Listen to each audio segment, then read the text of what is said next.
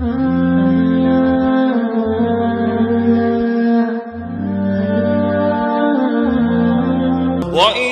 قرئ القرآن فاستمعوا له وأنصتوا لعلكم ترحمون قالوا نرتله ب7 أحرف أكرم بجمع. سبحانك لا علم لنا إلا ما علمتنا إنك أنت العليم الحكيم. رب اشرح لي صدري ويسر لي أمري واحلل عقدة من لساني يفقهوا قولي. أعوذ بالله من الشيطان الرجيم. بسم الله الرحمن الرحيم. مستدین رستا د دې مډالي بیان کوي چې سورته فاتحه کې داغه تعبیر شوف مغضوب علیهم سره وای ان الذين كفروا بشکا کسان چې کفر کړي سواء علیهم برابر دا په دوی باندې انذرتهم کتویره دوی لره ام لم تنذرهم یا ونیره دوی لره لا یؤمنون ایمان راوړي. کفر ستوای کفر د لغت په لحاظ باندې پټول توای. عرب وای کفر النجوم غمامها ورز رالله استوري پټ کړه ورز رالله استوري پټ کړه. د اصطلاح په لحاظ باندې خطیب شربینی د کفر څلور صورتونه او څلور اقسام خودل. یو هغه ته ویل کېږي کفر انکاری. یو قسم کفر دی کفر انکاری. کفر انکاری معنا څه ده؟ ظاهرا او باطنا انکار کول. ظاهر په لحاظ انکار کوي او زړه کې انکار دی. لکه کفر د دهریان شو. دهریان ظاهرا باطنا کافر دی. دا غي کفر انکاری دی. نه ظاهرا الله منی او نه باطنا منی. دا اندوان منځوان ظاهر انکار کوي لیکن باطن کې منی. دې وجنه شریک وسرت او دهریان دا غوي انکار د سره چې هم ظاهرا دی هم باطنا دی. ګرځیدل به جماعت کې منګه ګورو دا دلیل و د انکار ظاهری او د باطنی. دویم توي کفر جحودی. کفر جحودی چاته وای؟ ظاهرا انکار کول باطنا منل. لکه ابلیس شیطان هغه ظاهرا انکار کو باطن کې منل او په ظاهر هغه ورته حکم کوي دا وې زنه مان دي نه کوم. اسجد لمن خلقت فينا هغه چاته سجده کوم چې تا د خټنه پیدا کړی. ظاهرا انکار کو او باطن کې خپوي د پدې پويو چې کدا سجده ونه کم نو لعنت کوي او دارنګي ذلیل کوي. درن توي کفر عنادي. عنادي کفر چاته وي؟ ظاهرا باطنا منل خو اقرار نه کول. ظاهرا منی باطنا منی او اقرار باندې نه کوي. لکه کفر د ابو طالب. ابو طالب ظاهرا منل باطنا منل. داغه خپل اقوال اشعار په دی باندې گوادي. لقد علمت بان دين محمد صلى الله عليه وسلم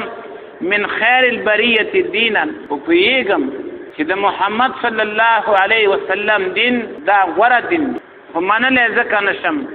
ولولا الملامه حذار مثبت کدا پړه را باندې چا نه چولې او دا ير را سر نه وي چې به بجنکې ولکان کنزل کوي چې ابو طالب په اخره کې د ور نه ویل ایمان راوړ. دا مې د غیرت نه خلاف ده. کدا خبره نه وي نو ما با ایمان راړلو او ستاب مې هر قسم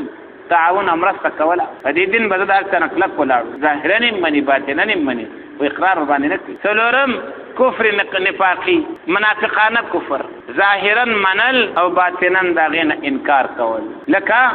کفر د منافقان. دلته مراد د کفرونه کفر عنادی دی. داغه وجه دا د کعاب معنا واخلو چې ان الذين كفروا هغه کسان چې کفر کړي دي سواء علیهم انذرتهم ام لم تنذرهم لا يؤمنون. کته یریو کې نه ایمان نه راوړي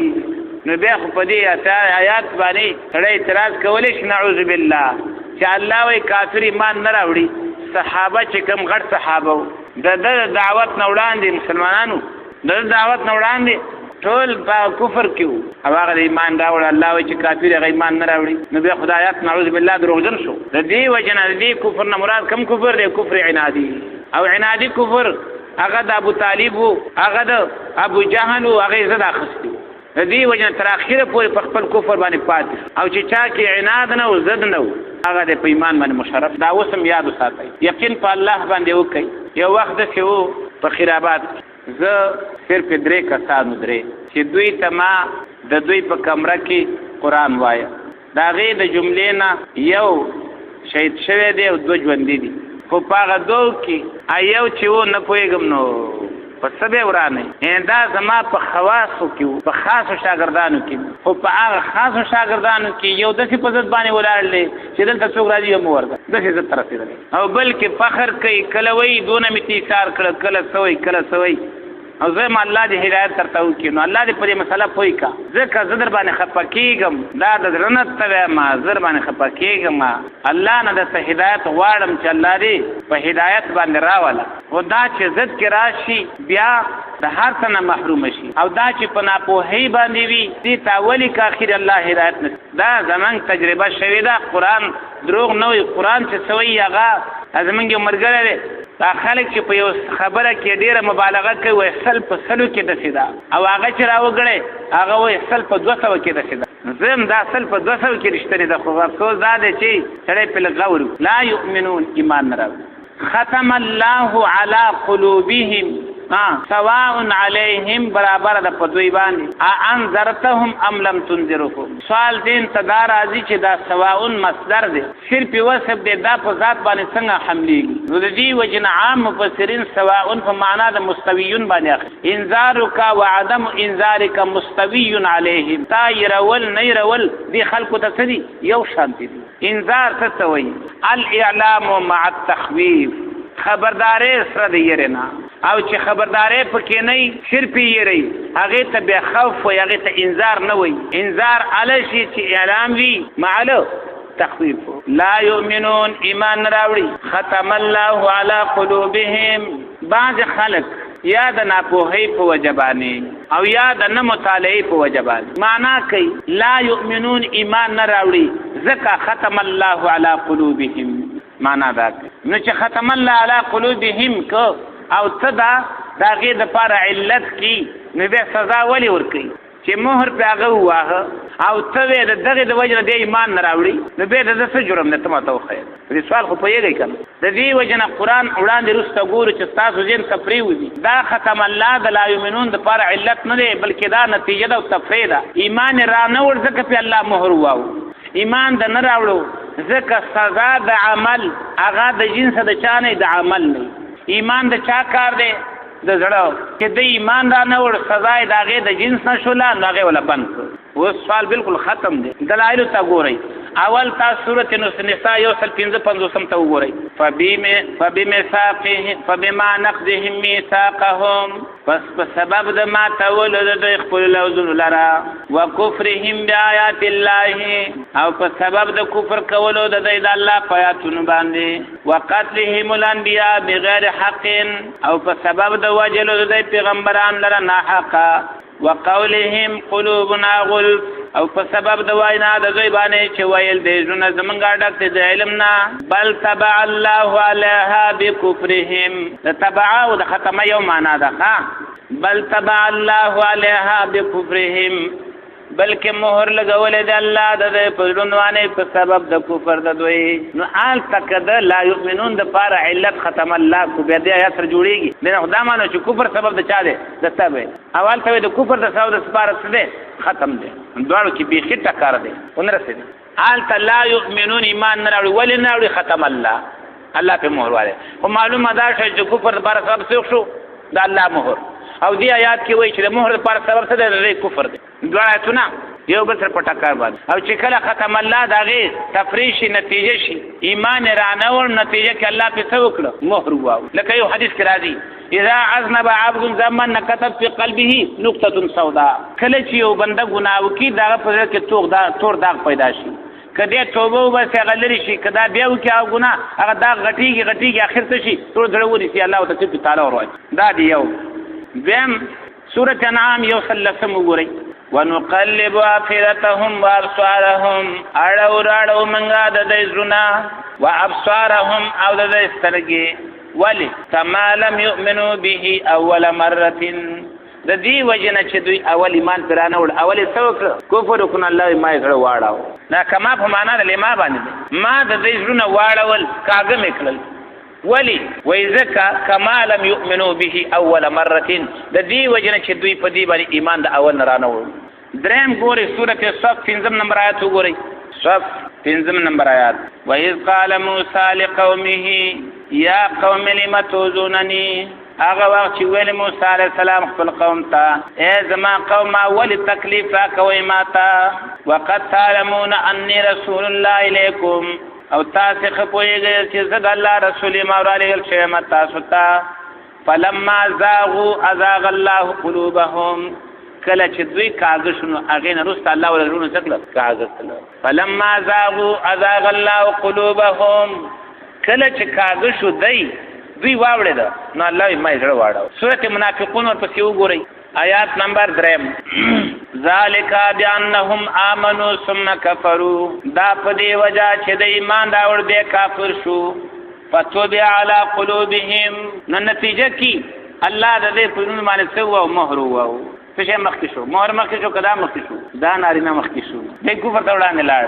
نو الله څه فتوبع علی قلوبهم سورت مستففین راوړوي چال تسوي آیات نمبر 14 اذا تتلى عليه آیاتنا کله چې لوستل شي په د باندې زموږ آیاتونه قال ساتیر الاولین وای دې دا غړي قصې د پخوانو دي کلا بل ران علی قلوبهم ما كانوا یکسبون نه دا څنګه ده بل ران علی قلوبهم چې څنګه راوستل دې په لونو باندې چا ما كانوا یکسبون د عمل نو تبم ختم او دارنګ ران قران مختلف تعبیرونه وکړه زه د دې ټول سبب سره دوی خپل نو اوس چې دا معنا څوک کوي لا یؤمنون ایمان نه لري ځکه چې الله په مهر واله دی بیا به دغه آیتونه څه کوي دا ټول دا معنا کوي هغه آیتونه کې وزنه په بیا دې څه وي ختم الله على قلوبهم چونکی جزاء د عمل د جنس د عمل نه کفر چرته زړه کې نو الله څه کړو پزړې ورته مهر ولګاو وعلى سمعهم او د دې په غوږونو باندې والا ابصارهم غشاوه او د دې په سترګو باندې پردې دي ولهم عذاب عظیم او د دې لپاره د عذاب لوی قلوب نه مراد یم د ازلونه دي او څوک چې محل د علم عقل وي به د قلوب نه مراد څه دي عقل لیکن د قران د ځای نه صاف معلومیږي لهم قلوب لا يفقهون بها چې محل د علم څه دی اوس دلته څو خبرې دي یو دا چې قلوب دای جمع راوړله ابصار جمع راوړه سمع کومن کې مفرد راوړه چا خدا ویلي دي چې مراد د سمع نه مواضع دی هغه هم جمع شوله ختم الله على قلوبهم وعلى مواضع سمعهم هغه جمع لیکن دا خوندور جواب نه دی چا جواب کړی چې سمع مصدر دی او مصدر کی مفرد او تسنیه او جمع ټول سری برابر د دې وجنه دا مصدر دای مفرد راو چې کوم خطا او چې معلومیږي هغه دا چې ګوري سترګې او زړه د هر شي تصور کولای شي او سترګې د هر شي لیدل کولای شي او د غوږونو معلوم هغه صرف صوت ته आवाज نور आवाज نه بغیر وخت شي معلومول شي سترګې ګوري انسانانم ویني دا دیوالم ویني دا پکیم ویني دا ټول آبادین خره انسانان بیان دا ټول ویني غوږ له سوا د आवाज نه بل هیڅ شي نه راځي نو چون کې معلوم د غوږ دنیا کې صرف یو چې هغه صوت او مبصرات دا ډیر همدارنګي متصورات تزړه دا څو ډیرو په دې وجبانه هغه جمع راوړلې او سمع سره راوړه ځکه د دې ادراک په د आवाज نور څه نشي که تمام ورځ دا وخت چاته مخامخ کې سترګې پټې کوي یا غالته شونډې رپي په سترګو ته ګوره مخ आवाज نه راو بس معلومول شي په دې وګواني دا پکې چللې بیا د قران کریم ترتیب ته وګورئ زړې مخ کې وګونه ورپسې کړه سترګې ورپسې ځکه یو کامل خلق دي کامل خلق هغه په خبره باندې په خپل غور کوي پورا خلق هغه په خپل خبره باندې په یو کار باندې په خپل غور کوي چې بیا په خپل په نه پويږي نو دې مدرجې بل ته وکړي چې بیا هغه د بل غم ناوري نو بیا ورو سترګو نه کار واخلي شی ولټي الله فرمایي نه خپل کامل خلق دی چې زړه نه کار واخلي نه کې دا سړی څوک شته چې چاته وکړي او نه د دې لپاره څه نظر اچي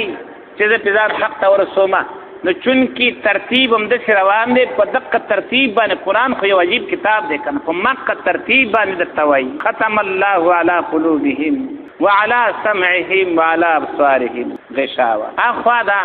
اخرت حکم ته ګوري ولهم عذاب عظیم دوی د پاره دوی عذاب دی